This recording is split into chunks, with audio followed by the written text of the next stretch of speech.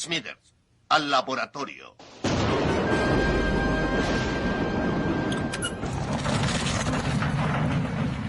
¿Sabe, Smithers? Siempre he despreciado la pereza del trabajador común. Luego descubrí que su espíritu tiene ambición, pero su carne es débil. Así que sustituí la carne, que es débil, con acero, que es fuerte. Admire el último avance en relaciones laborales, industriales y obrero-patronales. ¿Y cuándo estará listo, señor? No se precipite, Smithers. Primero necesitamos un cerebro humano.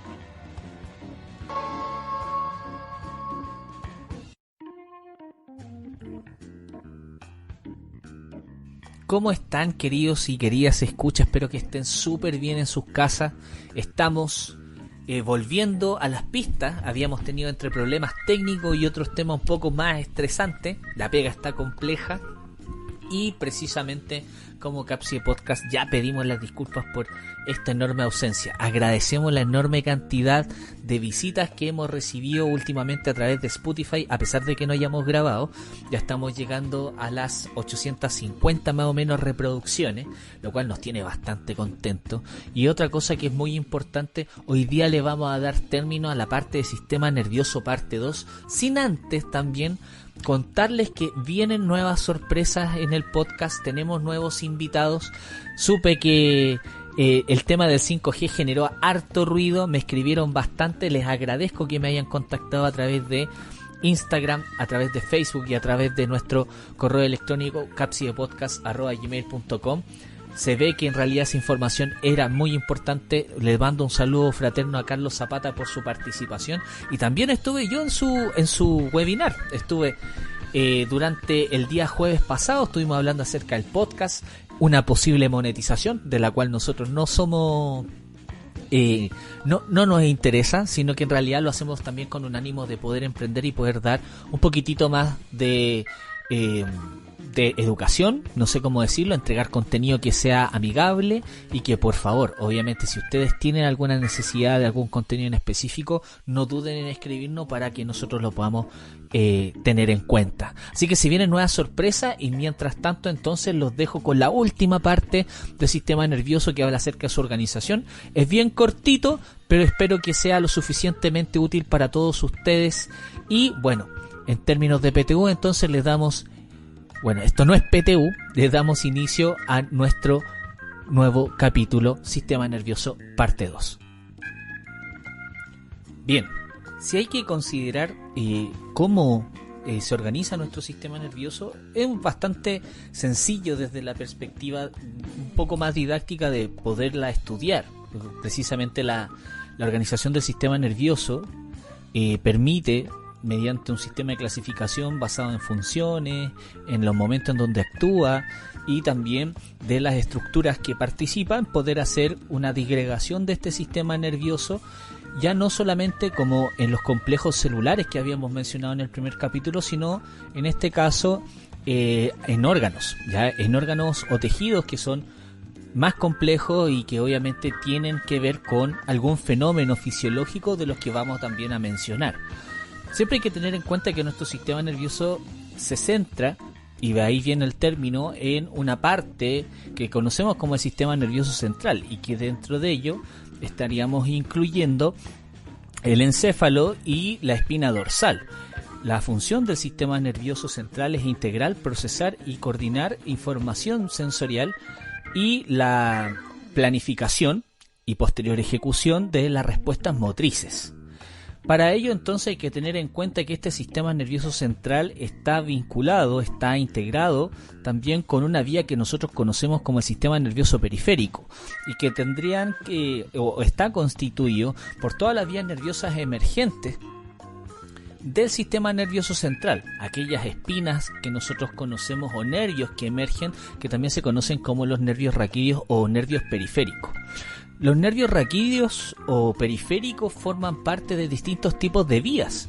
una vía que nosotros conocemos como la vía sensitiva o la vía aferente, que lleva información proveniente de células específicas que captan distintos tipos de fenómenos que hay en nuestro entorno, externo o interno, y que nosotros conocemos como receptores, y las lleva precisamente a este sistema nervioso central, o también conocido como centro elaborador, para posteriormente, después de procesar y coordinar esta información sensorial, poder entender de qué se trata, qué es lo que está pasando en este entorno, pero también para poder llevar una respuesta, que se pueden incluso clasificar dentro de este mismo sistema nervioso en una vía eferente, que puede ser tanto somática, el sistema nervioso somático, y que tiene que ver con músculos esqueléticos, músculos que permiten la respuesta voluntaria, y también una vía autónoma, y que hace referencia a músculo que puede ser cardíaco, que puede ser liso, vale decir que está constituido por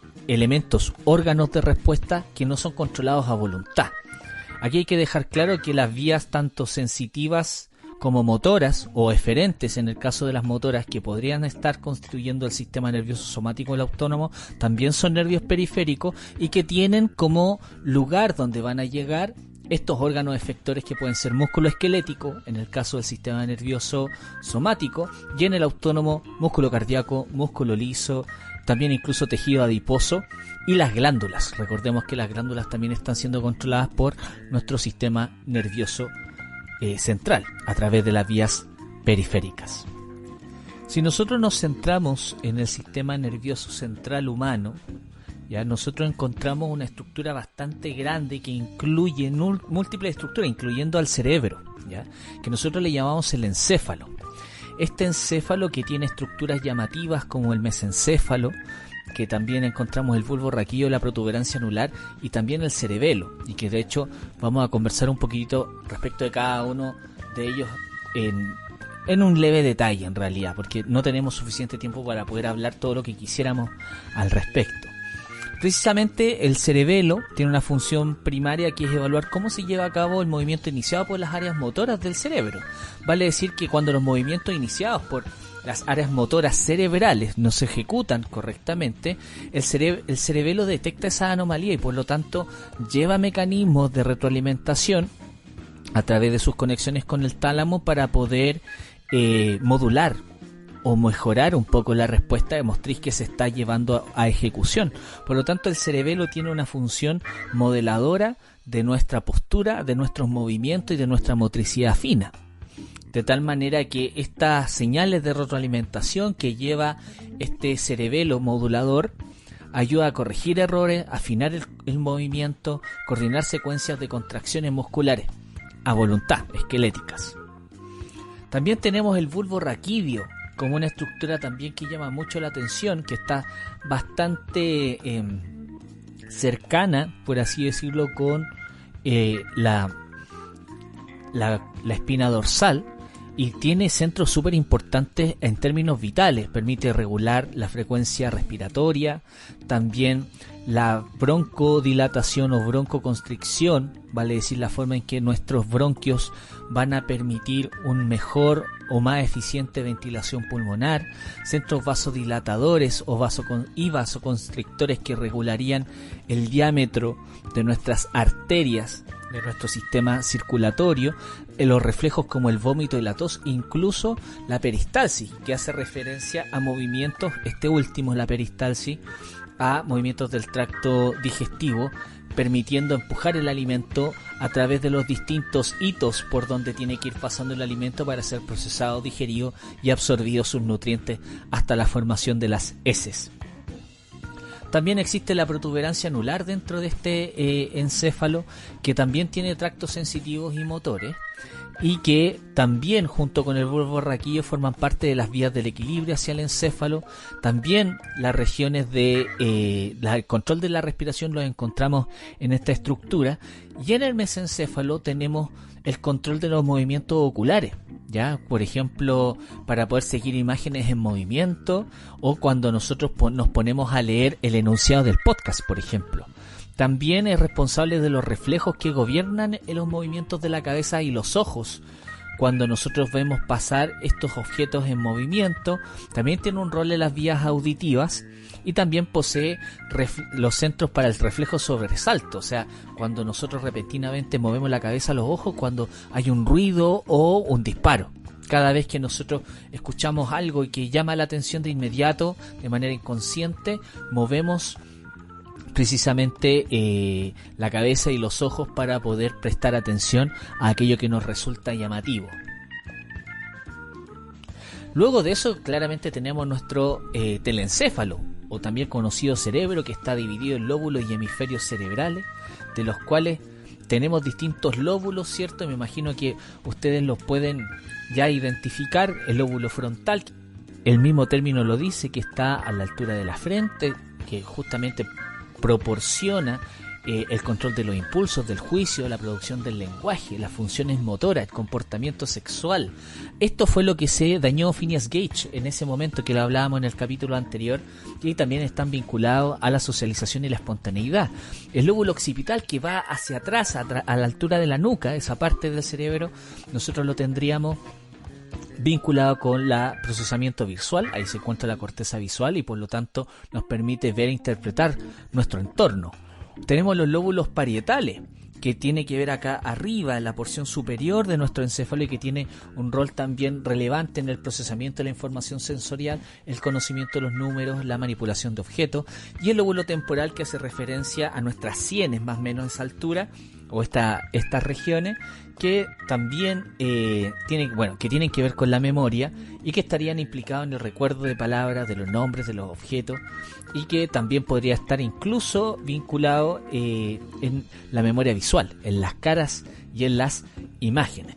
Si vamos hacia el interior de nuestro encéfalo, encontramos estructuras también muy interesantes como el tálamo, que se encontraría un poquitito más arriba del mesencéfalo y que sirve como un centro de relevo, como una central telefónica antigua que permite recibir esta información y distribuirla a distintos lugares de la corteza cerebral. Recordemos que nuestro cerebro tiene una corteza cerebral muy potente y rica en somas, ya en las cabezas de las neuronas, y estaría vinculado principalmente a estas zonas de asociación y de producción o ejecución de respuestas. Es por eso justamente que llega la corteza, o más bien dicho el telencéfalo envía esta información a distintos lugares de la corteza dependiendo de lo que fuese relevante con respecto a dónde se tiene que enviar esa información. También tenemos los núcleos basales, que también están hechas de sustancia gris, que son acumulaciones de somas y que estarían enviando órdenes motoras a los músculos, principalmente que se van cruzando poco a poco a lo largo de su descenso por el tronco cerebral. Por lo tanto, dentro de esta zona tenemos muchas neuronas de relevo intermedias que se van cruzando entre ellas a lo largo de este descenso por el tronco, y por lo tanto los núcleos basales tienen funciones básicamente motrices. Pero también tenemos que hablar acerca de las vías nerviosas somáticas y autónomas. En este ánimo de hacer un breve resumen de la organización del sistema nervioso, tenemos que hablar del sistema nervioso somático y del sistema nervioso autónomo. Este sistema nervioso somático, que tiene vías motoras que participan en el control voluntario de la corteza cerebral, en contribución con los núcleos basales, el cerebelo, el tronco y la médula espinal.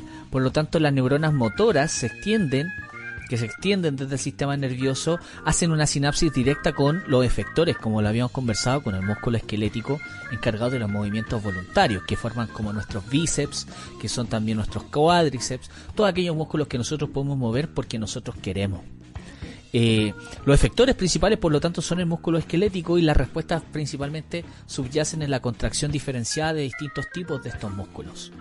En cambio, el sistema nervioso autónomo está vinculado principalmente al control involuntario. De hecho, es el control involuntario su principal objetivo, y para aquello está a cargo el hipotálamo, el tronco encefálico y la médula espinal.